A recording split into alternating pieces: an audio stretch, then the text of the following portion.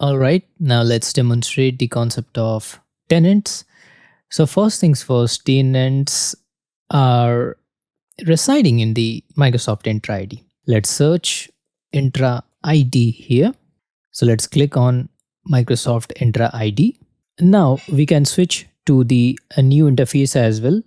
We can click on this, which is entra.microsoft.com. Now, this is basically our tenant overview page. So we get the tenant ID here and the primary domain, which are displayed if you look in the default directory under here. Now let's go to overview, which is under the Entra ID. Let's click on it. Now in this page, we can note the license, which is Microsoft Entra ID P2. So here we can find another important details about the tenant.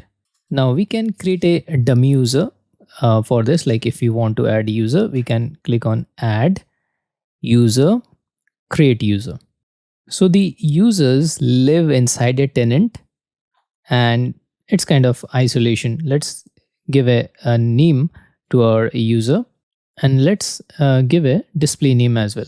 So password, if you don't want to auto generate, you can uncheck this. And if you don't want to like stress on it, we can directly click on it. And please make sure to check what's the password. You can click to copy to clipboard to copy this password, right? Then we can review and create. It will basically create a new user.